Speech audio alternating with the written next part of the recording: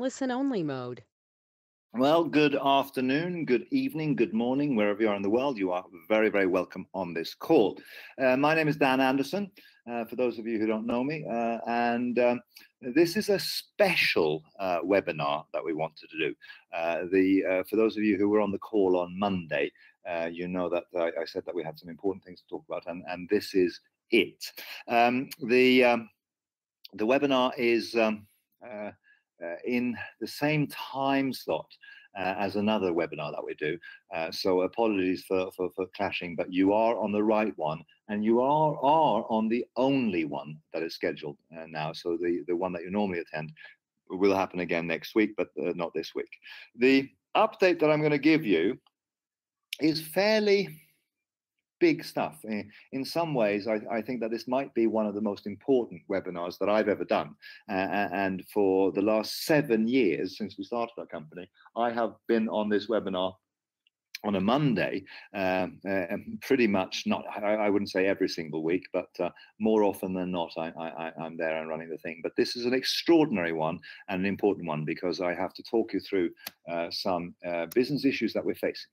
Now, some of you will have no idea about any of this, but the sort of thing that is important to me has always been to be honest. I've always said to people that I'm not perfect. I'm a relatively humble man. I kind of know my failings and I know my strengths and weaknesses. But I've always aspired to be honest because, frankly, it's too complicated to tell stories that you have to sort of separate in your head. And what did I say to that person last time?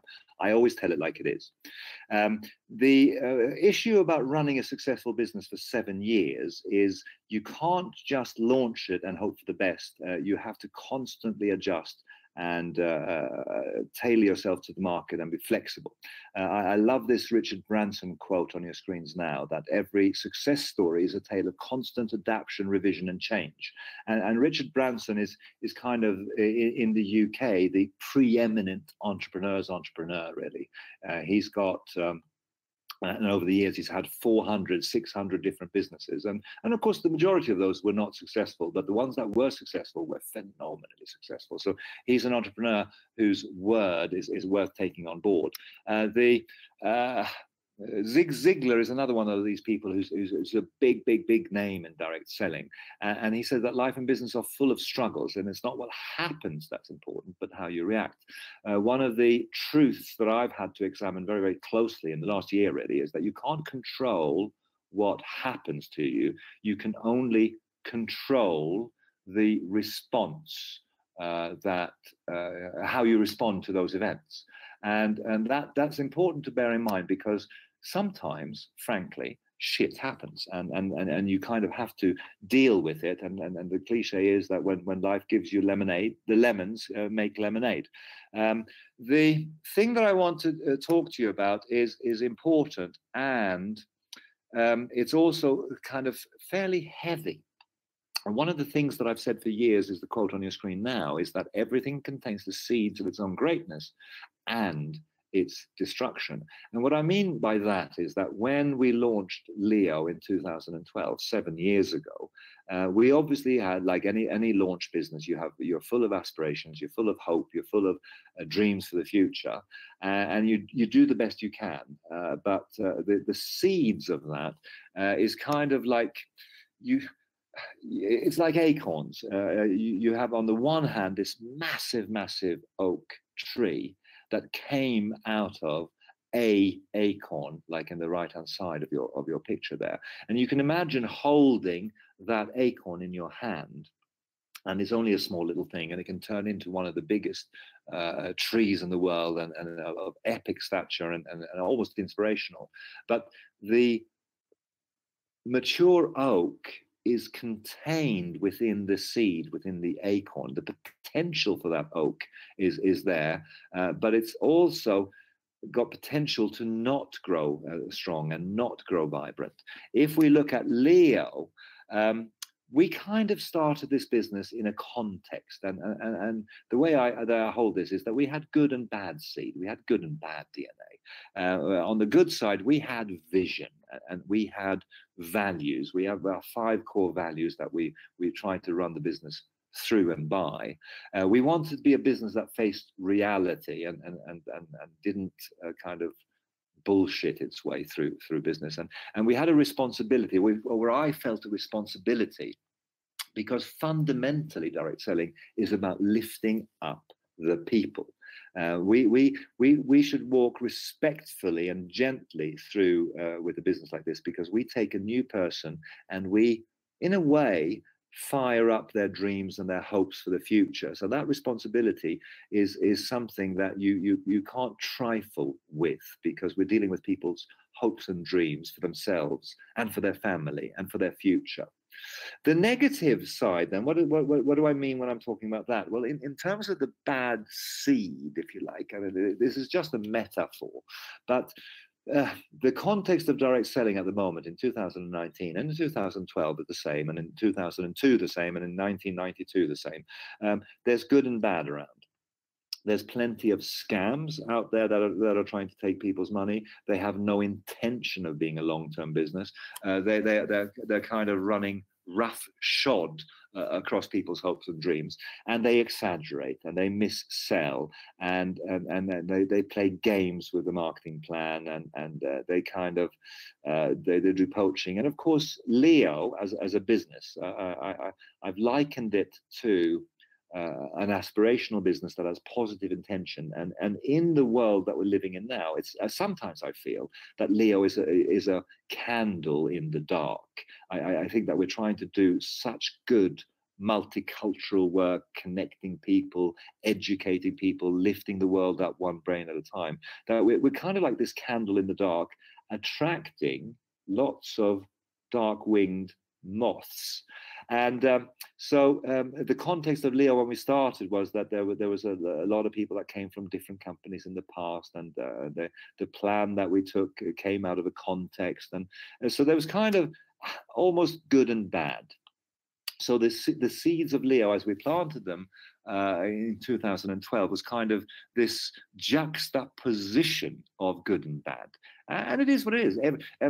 Human beings and life is full of good and bad. And as human beings, none of us are perfect souls, or unless all of us are perfect souls. I don't know. I don't want to get into the spiritual side of that. But we kind of have good and bad in all of us. And any business has good and bad in all of us. And sometimes people are very skeptical about direct selling. And they say that this is, oh, yes, it's pyramid selling this, and it's a Ponzi that. And I always say, hold on a minute. There was a time in my life when I was a carpenter serving the building industry, and let me tell you something: the building industry has a fair amount of corruption in it as well. Politics has a fair amount of corruption in it. Any business endeavor that attracts people and money has a fair amount of corruption around. And that's kind of all I'll say about that. But in terms of us, the 7 years that we've gone through has been a lot of emotional roller coasters. There's been a lot of up and down. But I believe firmly that the good seed, the good vision, the good intentions that we have, I think that the universe has responded and taken us to extraordinary places.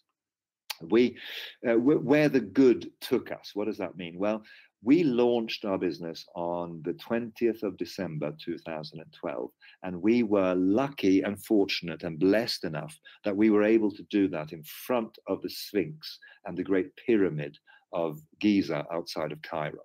That in itself has never been done before by any direct selling company. So the good seed that we had with education, lifting people up, that was part of our launch story. The business has taken us to some of the wonders of the world, where there's a picture there of Petra in Jordan, where we went and did some filming and things, and it was just one of those things.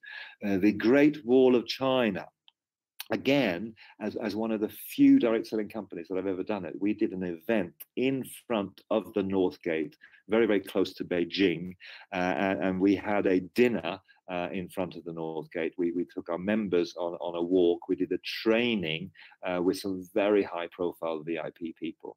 And so the business has taken us, the good seed the intent of our business has been reflected in some of the things that have happened to us. I'll always remember as a highlight for me on a personal level, organizing an executive trip in Morocco. And for some reason, a large chunk of our people could not get a visa. So we did a massive U-turn in a 10-day period. We organized another executive trip to Nepal. And as part of that, we were able to take people to the top of the world, to the base camp of Mount Everest, helicopter rides and airplane rides and what have you, to do that. So that was kind of, again, one of those extraordinary Leo stories. There was a time when we did an event in one of the most prestigious venues in China, in Shanghai, and the stage was that big that I borrowed this scooter to drive across the stage, and it was kind of one of those moments that was just a wonderful place where the good seed took us. We did a global annual conference once in Hawaii, and some of the experiences that members had were literally life changing. But apart from that, the business has also recognized us in ways that are almost humbling. We have been to the Houses of Parliament on multiple occasions where we as a host organization have wined and dined and extolled the virtues of direct selling, of cryptocurrency, of Leo coin.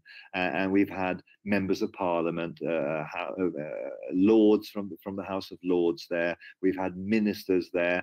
We have had ambassadorial members of staff and ambassadors there from different countries that we're interested in doing business with.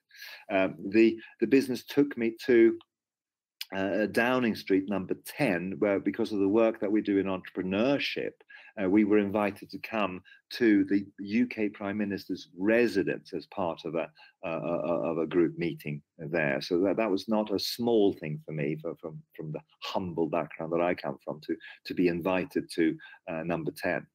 But even more so, we once did a trade mission organized by the current, from the last 2 weeks, UK Prime Minister, Mr. Boris Johnson. And while I wouldn't say that he's a close personal friend, we had a handshake moment. We had a moment when we had a little laugh and a giggle, and he would not know me from Adam. But I was there and I met the UK Prime Minister, and I have the photos to show it. So Leo has been this most extraordinary thing. But the biggest thing that kind of evidences, the biggest thing that proves, or the biggest thing that shows our good intent, our good seed, is the kind of the new focus that I'm passionate about, which is to do with social entrepreneurship, to do with these school projects that we're doing. You have built a school in Nepal that is servicing 400 children from the families of 2 communities. We are building a school in Cambodia that some of our leaders from the executive trip that we did there recently has seen, and they understand what we're trying to do. We have a third project in Kashmir that we're just waiting to launch. And this social entrepreneurship is kind of manifest that we have a good intention, that we have a good seed within the Leo business. That it's important for what I'm going to talk about for you to recognize and understand, really. So the idea of good and bad in everyone, fine, it is what it is. Now, I'm just going there, is what we're talking about is our business has to respond to the real world, no matter how lofty our aspirations are, no matter how big our vision is, we still have to respond to the real world. So this meeting here on a Wednesday night, Wednesday afternoon, wherever you are, is to do with talking about something that I've started to refer to as the big reset. I shared on Monday the metaphor that when your computer, your laptop starts to slow down and get churned up, when your phone starts to get a bit messed up and a bit slow, the IT support people will not tell you, well, throw it away and get a new one. They will say, no, have you tried to reset it? And that's kind of where I feel that we are as a business, because the business is fine. Our track record is fine. We have 7 years behind us, and we've crossed many different paths and difficult roads, and had dealt with many challenges. But right now, we are probably facing one of our biggest challenges ever. There was a time when we had to face certain challenges that I might refer to it later, but we are in one of those places now again. So the idea is that we need to take recognition of where we are as a business, and we need to actually step forward, maybe go in a different direction. Some of you might know, some of you might know that I've had plenty of time to think about the business, and I've spent a lot of time thinking about what I want to do as a person and as a business leader, what I want the business to do. And I've talked to you about my 10-10-10 plan of working hard for the next 10 years and then being kind of a custodian for the next 10 years, and at the end of my life just be the little old doddering man. But I kind of have a 10-10-10 plan for myself of building this business into the next 30 years. Fine. That doesn't come without us being flexible and responding to what's going on, and it won't come without facing many, many challenging times. We are facing one of those challenging times now. Now, many companies would go through a cycle when, oh, the going gets tough and I'm not sure I can face it. We're not like that. We face our tough times bravely, and then we respond to that because we're not going anywhere in terms of the business leadership, in terms of our people. But we're not talking about restarting the business. We're talking about resetting the business, and that's different, because I want to remind you of one of the philosophical things that I've had in the past of rekindling purpose. Rekindled purpose is one of the most powerful things in the universe, and it relates to every single one of you. You started your Leo business on day one, and you were excited, you were inspired, you were enthusiastic, you had hopes and dreams. And of course, if you've been with us for 7 years, since 2012, you've had to go through this rekindling your purpose several times. If you're brand new, you might be on fire, and all power to you. Good luck. And the idea of a business facing a challenging time is something that's a bit sad if you're a brand new person, but fine, it is what it is, because this is reality also. And if you've been with us for a year or two, you probably have to rekindle your purpose several times. The reality is, and if I'm to be honest with you, it's to do with we're in an almighty cash flow crunch. This is not the sky is falling. This is not the end of anything, but it is a reality. Our balance sheet is very, very healthy. We have assets, we have properties, we have a balance sheet that is strong as anything. We have some properties that are worth sort of £4 million. We have claims on others that let me not talk about that, it's too painful. But we have a balance sheet that's very, very strong and very, very cool. So that's terrific. But a business runs on liquid cash. And of course, when the liquid cash dwindles, then you as a business leader, you have to do something about that and make sure that you don't overspend. You have to manage your budget responsibly. If you're the leader of a family, you know that managing your business is very, very important in terms of the cash. So how can Leo, after 7 years, suddenly be in a cash flow crunch? Well, there's many different reasons, and I'm not going to go into all of them. But one reason is that we've had £2 million worth of legal fees on different things, and legal costs and legal consultations and It's significant money for a business that's at our size. We've had people that have taken control of assets that included liquid cash to the tune of over 4 million euros. We've had payment providers that I can only call pirates that have locked up liquid cash for us, again in the tune of over 1 million. So 1 million here and 1 million there, it soon turns into real money. But the fundamental issue, one of the issues that again I want to be open with you about, is that the DMS product has cost us dearly. When we launched it, it was a fantastic opportunity. The crypto markets were full of opportunities that we were able to capitalize on. But then those markets contracted, and very, very quickly we got to a stage where we had to kind of support the DMS payouts using our digital currency reserves. Fine, we did that with an open and glad heart, but it was a heavy burden for us. But the terms and conditions of the DMS contract is that we don't have to give you anything because we can't control what happens in the market. But we felt that it was the right thing to do to give people something for that, because that's kind of who we want to be as a business. We want to try to honor the commitments and make sure that we deliver against those. But those things combined have led us to a point now where things are quite challenging, and some of you are obviously sort of you've had questions, and we've got very, very strong leaders that stand with us, and it's not the sky is falling, it's not the end of the world, but it's certainly a tough place that we're in. So when countries get into this, or banks get into this, they create austerity measures, and we kind of have to respond in kind and create some austerity measures so that we can ensure that our future is bright, because we have a responsibility that the people that joined our business yesterday have to have a business tomorrow, otherwise we're not living up to our side of the bargain.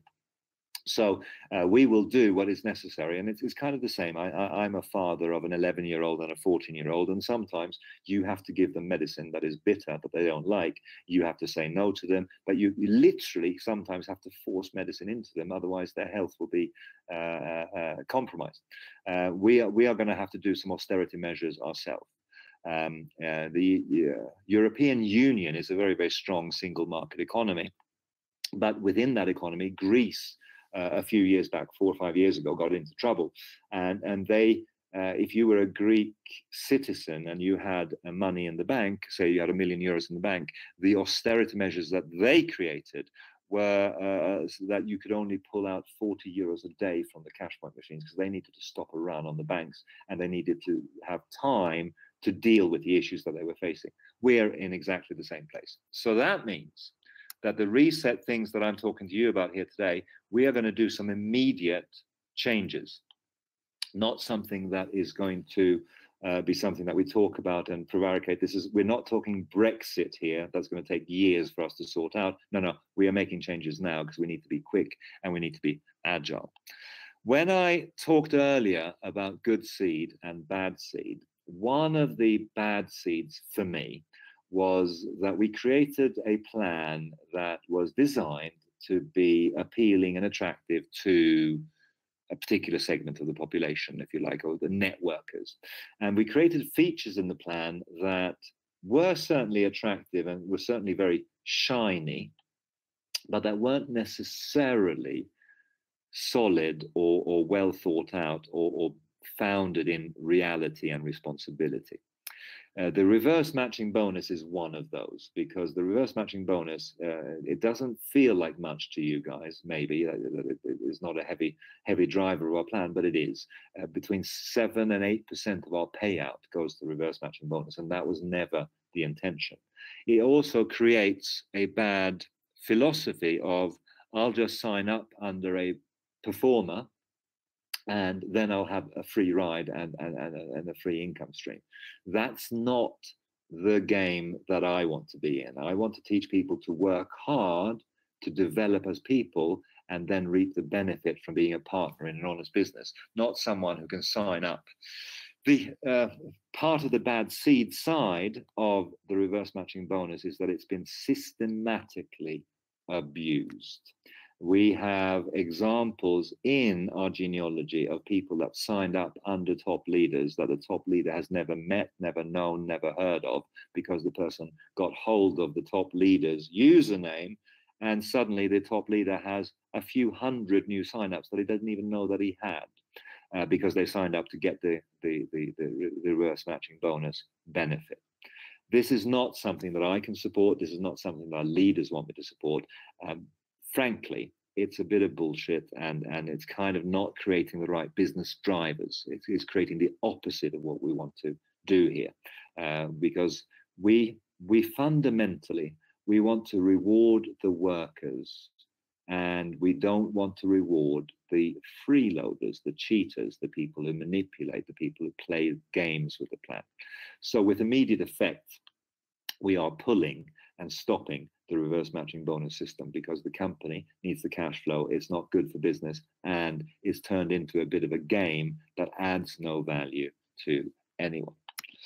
The second thing that we're doing with an immediate reset change is we're just adding a qualification for the matching bonus. It means that we want you to be building a business, not just sitting on and standing on one leg and reaping benefit from that. It means that it's a very, very small, very, very modest, that you need, in order to qualify for your matching bonus, you have to have £15 worth of network bonus on your weak leg. Most of you will have that. Most of you will have that automatically if you're building a business. But if you don't, you need to go to work and build in your weaker leg if you want to reap the benefit of the matching bonus. The reason for these two changes in particular is that there's something toxic happens with them, because they create an entitlement psychology.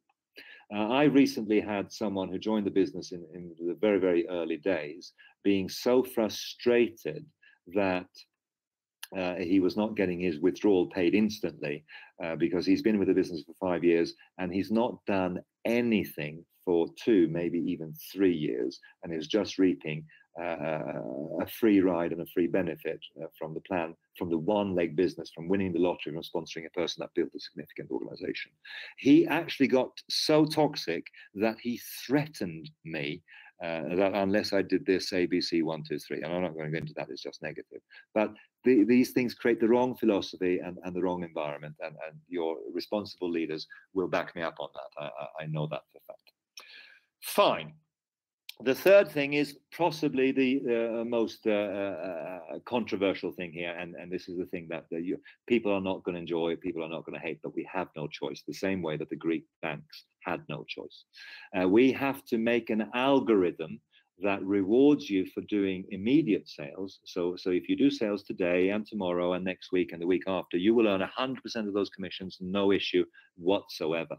But the system, the IT, will draw a line in the sand and say that the old liabilities from things that you earned 6 months ago, 9 months ago, or last week, those commissions will be withdrawn against the new commissions that you earn. And the algorithm will tell you how much you can withdraw. It means that you can withdraw 100% of your new commissions plus 10% of the old ones. So for the workers, this is kind of no big deal again, because they probably are working, they're earning money, and in practical terms, they're earning 110% on existing new sales that they do. If you are a person who's a freeloader and you just want to sit there, we will think that we're obviously recognizing everyone's liabilities. We're recognizing everyone's money. It is their money, and we will absolutely honor that. But in order for us to honor that, we have to ensure that the business survives. We have no option but to take some very, very bitter medicine here now to safeguard everyone's future. Now, as an organization, we're also facing this cash crunch internally, and you may or may not know this, but I've had to ask senior executives to not take salary.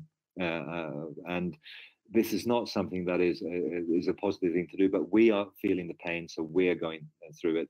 You will feel the pain, some of you, and most of you won't be affected by this, but some of you will be, and I apologize, and I am mortally embarrassed, because I never wanted to get in this position, but there are some circumstances beyond my control that I can't affect.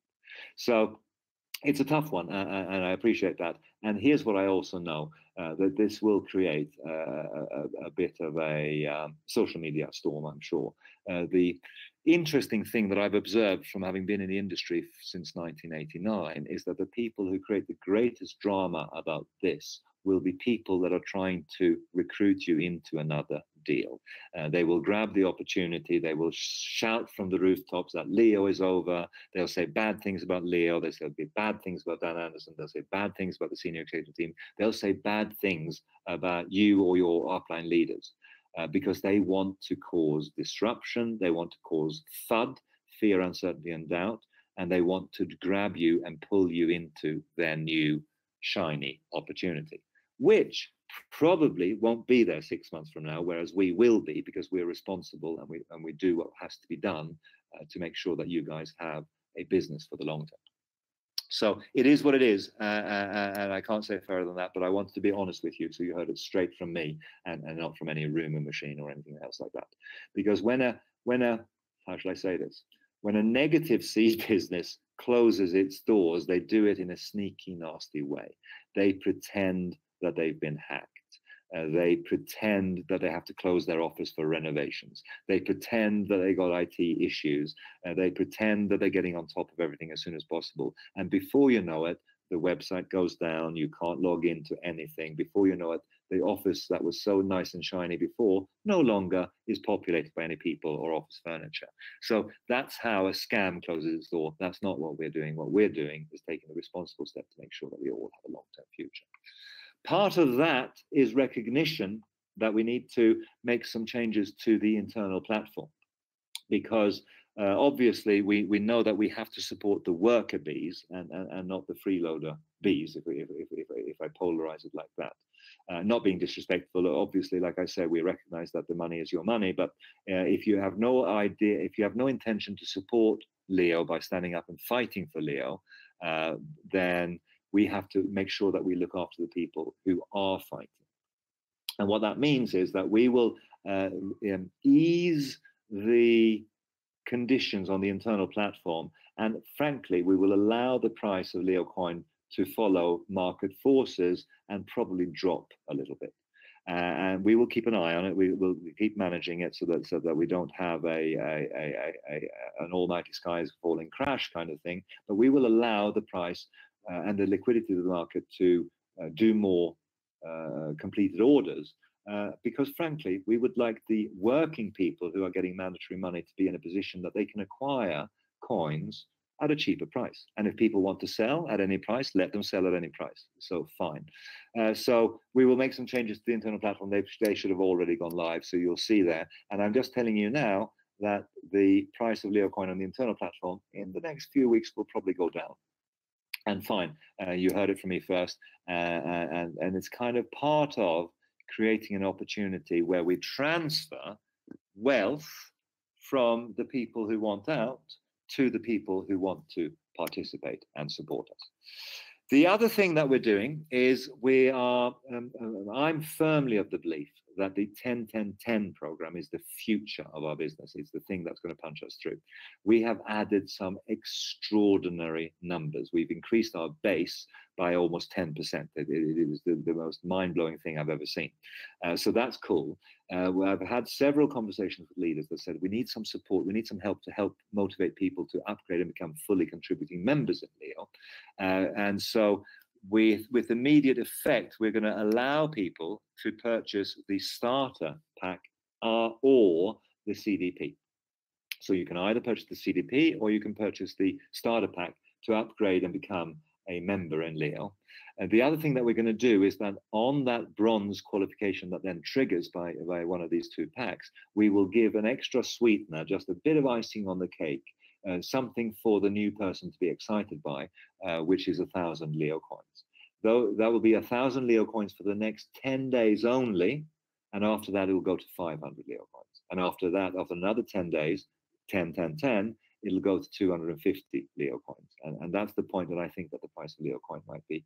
You're doing very interesting things in a positive way. So who knows? But so this is something that the leaders have asked for to help people do the upgrades, because the greatest effect that we can create in our business now is to get these new people trained, motivated, contributing, and get that fresh blood energy into our business, if you like, where we have this mass of people that are excited, like on starting day for you when you started this Leo business, when you were so excited about the future.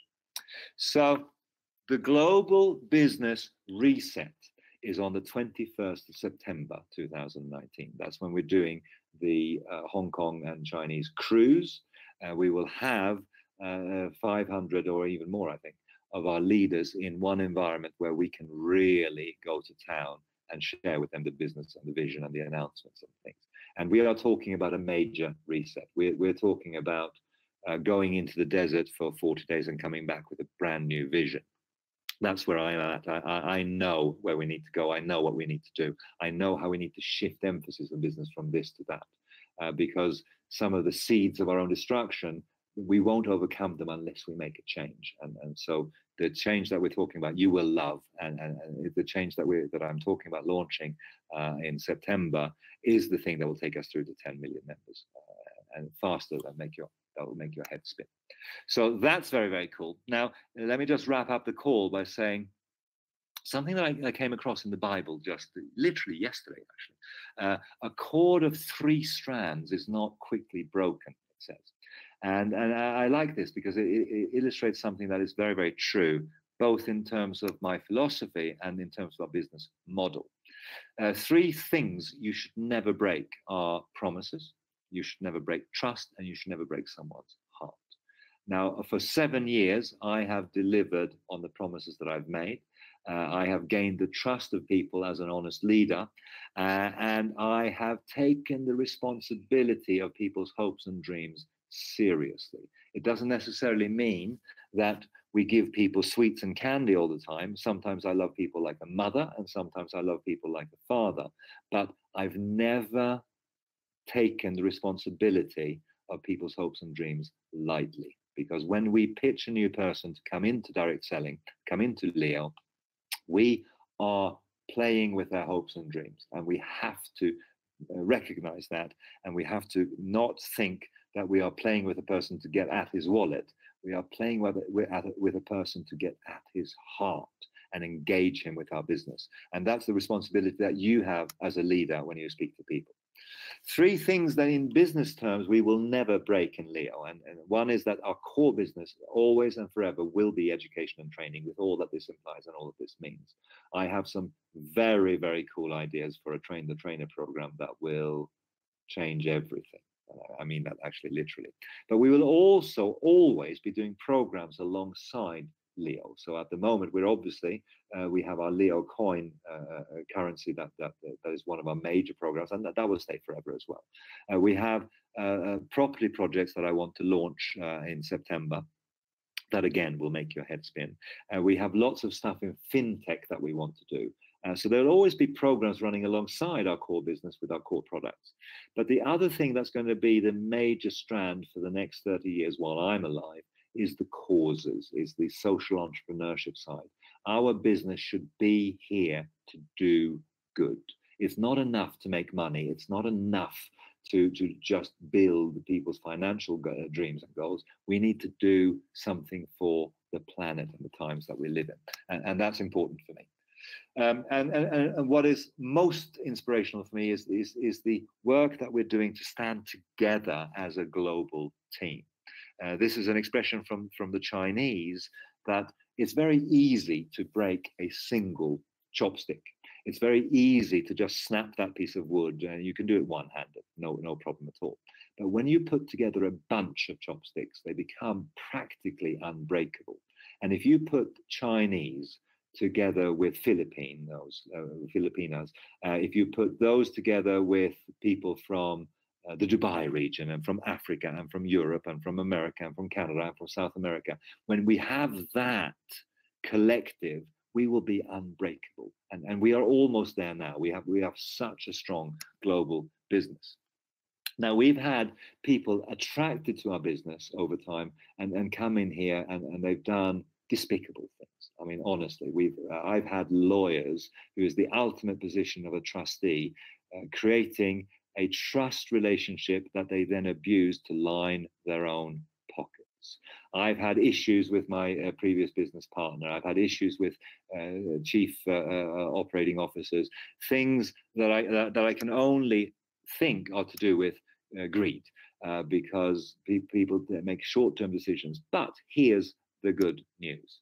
We've moved on now and we've cleaned up stuff and we no longer have those things. But from a personal level, it's still been absolutely heartbreaking. But there's something in Muslim faith, and this comes from one of the commentaries of the Quran, and it was shared with me with one of our leaders, that even if I'm broken 100 times, I should come back with an open heart. For me, it means something that we have to rise, we have to fall, we have to stand up, we have to rise again.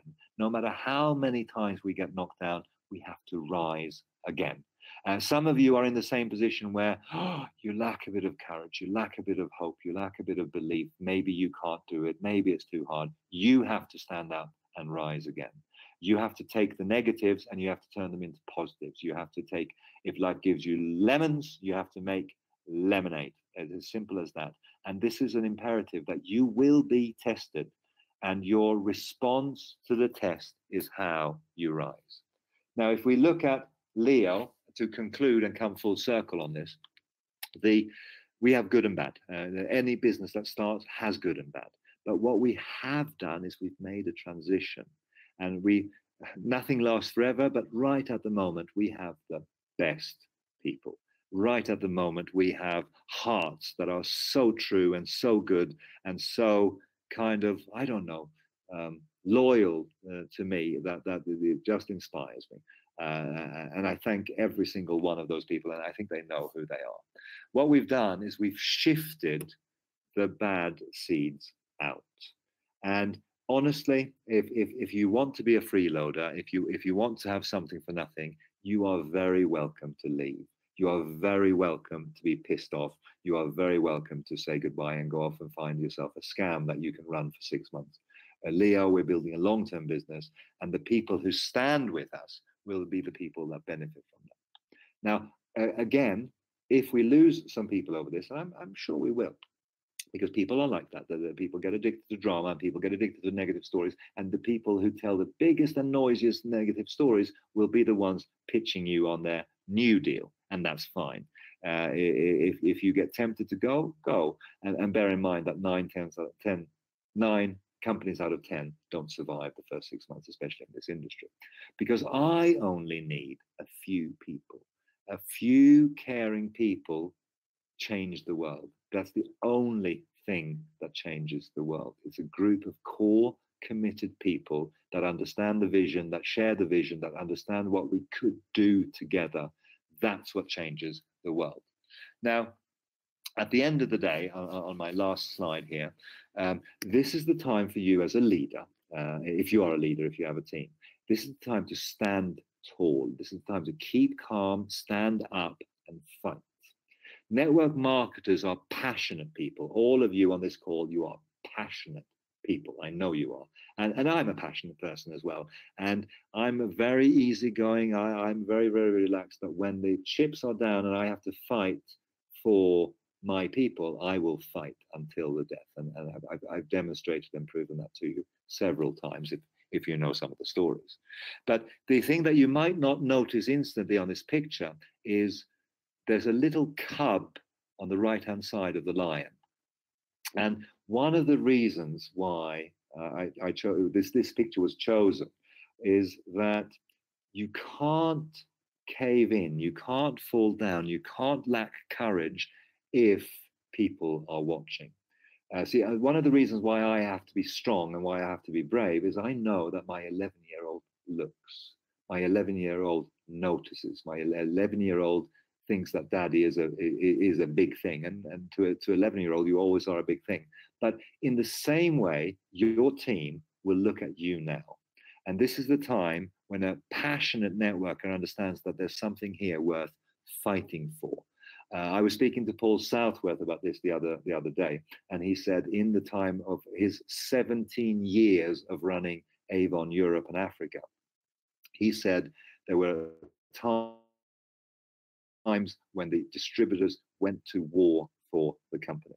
And I guess that's what I'm asking you to do now. You need to go to war for the company, because we're a good company. We have good intentions. We have a good seed, and we can change the world together. But it needs you to stand up and fight.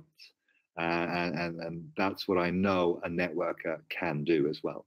This is the time to put your doubts behind you. This is the time to put your courage forward. And this is the time for all of us to work together as a team and do something extraordinary. So the next GAM will be on Monday. And again, there'll be some follow-up to this sort of stuff. We'll go through some more details and some more information. But I wanted to have this special webinar here on a Wednesday to tell you straight from the horse's mouth what's going on and what we're doing about it, and to tell you that there'll be no point where I give up. There'll be no point where I close the doors on this business. You'll have to drag me out of this building kicking and screaming, because I am in here to make something happen. And I think that many of you are as well, and I look forward to sharing that journey with you. So this is Dan Anderson saying thank you very much indeed for your kind attention and for listening to me go on. But it was an important announcement, and I think that this is the announcement that is kind of before and after. And then the real before and after is on the cruise in Hong Kong and China, in the Great China Sea. So big reset coming, things that you will be so excited by, things that will turn this industry on its head. So all we have to do is fight. So this is Dan Anderson saying over and out. I'll speak to you on Monday.